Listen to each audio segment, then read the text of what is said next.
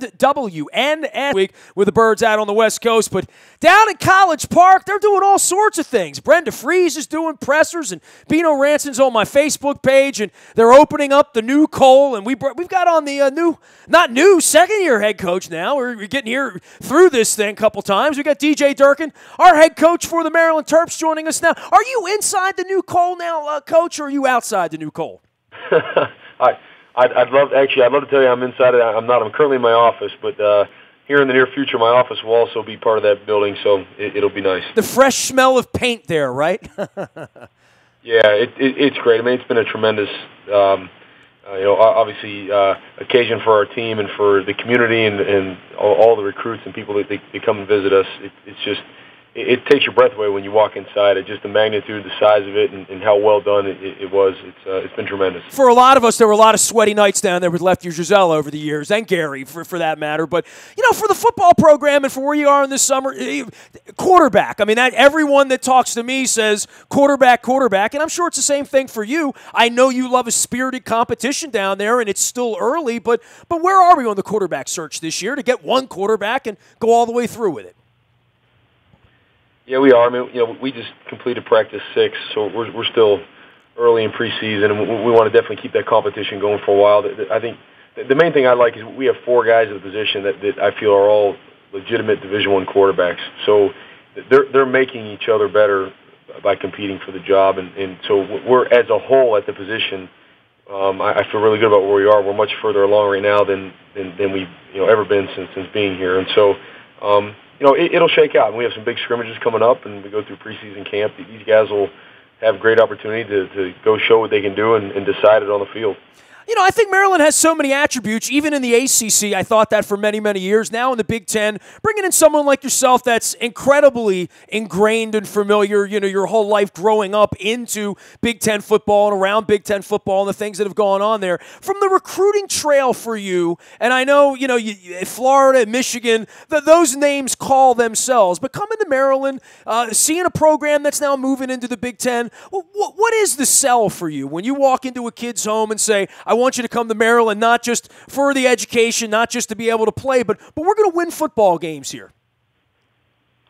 Right. I mean, the great part is we're having some guys right now that kind of made decisions with some blind faith and belief, and it's helping carry our momentum. I mean, when you look at what we have to sell here as a product, you get a top 15 education in the country here at the University of Maryland.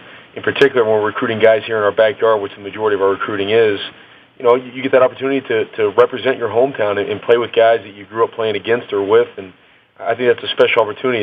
It's not, readily available throughout the country. There's not, there's a lot of places that you could be from where there's no Division I program, let alone one that competes in the Big Ten, and then, you mix in the power of that degree, as I mentioned. Now Cole, our facilities are as nice as anywhere in the country, and so you just start, adding all up. You can check all the boxes as you go down, and all of a sudden, guys around here are realizing they don't need to leave home just to, get some sort of opportunity that they wanted. I mean, you can get it all right here. You can get a top-notch education, play at the highest level of college football, in a great facility, and yeah, we are. We're going to win. We're going to compete for championships here, and mainly because we're recruiting great talent from around this area. And I mean, players win games, and so when they see other great players making the decision to come here, I think it makes it a lot easier for guys as we keep moving along to make that same decision.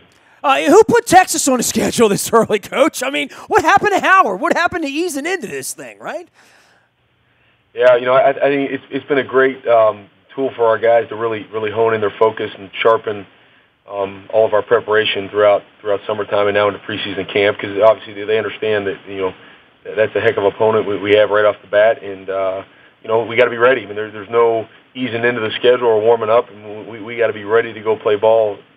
Game number 1. We don't have preseason games, and so I think that, to me, that's the benefit of it for our guys. I really have noticed just a change in kind of their daily preparation, because obviously every guy, when you line up, you're going to these games, you're going in them to win it, and so we know we got to be prepared and do things the right way to be able to do that. Having been in Florida, obviously Stanford, Michigan, some very, very high level and high caliber. I think one of the hardest things from a media perspective is to compare and contrast teams across years, across conferences. I mean, I think the folks in Michigan State would say that last year, and obviously the way Penn State has come roaring back now, as well as Michigan, and you were a part of that out there in Ann Arbor with Jim Harbaugh. But when you get out onto the practice field in August, seeing what it looked like in the SEC, seeing what it looked like at Michigan, well, I think we've always had an inferiority complex around here in Maryland. Maybe part of it's the ACC and not matching up well in the past. But when you get out and see the size of the kids, see the speed of the kids,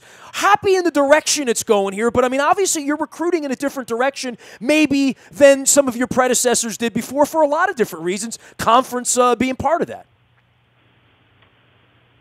Yeah, I mean, it is one of those things where football is the ultimate team sport, and so you've got to really, from top to bottom, have depth on your roster and talent, because you go through a long season, you're inevitably going to go through some injuries, and you're going to get in the meat of that schedule, and your bodies get worn down, you get a little banged up, tired, whatever. So you've got to have depth, and so in order to do that, obviously it takes a couple of recruiting cycles, and it takes really developing the current guys you have on your roster and getting their bodies right. I think we've made great strides in this first year. When you look at our team right now on the practice field, just comparatively speaking, this is the best we've looked. I mean, it's noticeable for myself and our coaches. Our strength staff does an outstanding job, and then with the recruiting classes we've been able to bring in, it really looks different. And so that's the process we're going through, and now we're getting these guys out there competing. They got to make each other better, and we're still developing that depth. That's an ongoing process, but I really like where we're at. Not hard to find championships around there this spring, right? I mean, all you got to do is look over in the lacrosse wing. They've set the bar pretty high around there, haven't they, Coach? Yeah, amazing. Isn't that great? I mean, that's one of the parts I love about coaching in college and at this level. That there's, you feel part of a community and part of something bigger than just your own team or your own sport. We have such a tremendous roster of coaches from top to bottom here, and I mean, you just point out and talk about championships and national championships, and I think it's a cool thing to be able to support those coaches and talk about things and bounce ideas off each other and advice, and I love it. We got a great group of coaches. Who pitched the uniforms? Is that your job? We all wonder that week to week. Right. I mean, there's a lot that goes into that. We kind of have a plan going into the season of what we're going to pick, and obviously our partnership with Under Armour, you can't say enough about it. It makes us unique to anywhere in the country, and we love being part of that team. And I think it really falls in line that the values and what that company stands for and their founder really fall right in line with the same values of our program, and so it makes it a great union together. Well, I know you want to see a lot of faces down there. You want to pack that place up. We've got a lot of great home games on the schedule this year. Really appreciate you taking a little bit of time and visiting with us up here in Baltimore. We'll be down supporting you guys this year. And, I know the Towson group's coming down there, and that's always kind of hardy as well. I remember that game on the schedule, little in-state thing. A little unusual to get schools together like that. Yeah, no doubt. They're down here week 2, and Coach Ambrose does a great job up there and has done really well with that program. So we're certainly going to be working for that and ready for that game. Hey, take care of yourself. Take care of the program down there. Make us proud. We'll be supporting you down there, Bird, this year. Thanks for coming on, Coach. All right, thanks a lot for having me on. Appreciate it. Head coach DJ Durkin joining us here from College Park. He does tweet, by the way.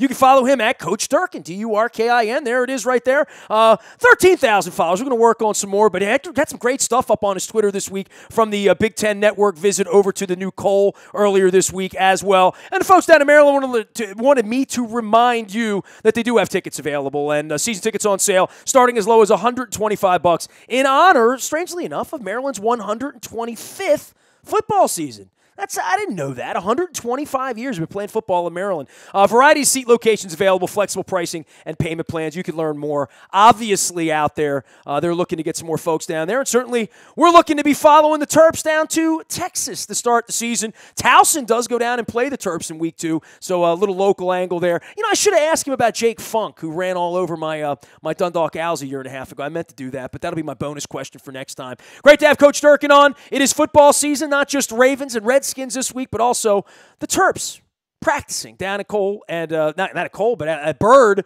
but the new Cole is there, and I can't wait to get inside. And I felt like I could smell it from the HD video I saw on the Terps website the other day. Buy a Toyota Audio Vaults there 24 hours a day from anywhere in the world on your mobile device by downloading the TuneIn Radio app. We do come in crystal clear from anywhere in the world. Our morning newspaper delivers to your email inbox free of charge each and every morning. It's all brought to you by Planet Fitness and PlanetFitness.com. Last but never least, breaking news happens first on the WNST text service. It's all brought to you by Coons Ford of Security Boulevard. And, of course, Dennis will be here on Thursday driving you home from 3 until 5. I am Nestor. We are WNST.net, AM 1570, and WNST Towson, Baltimore. And we never stop talking Baltimore sports.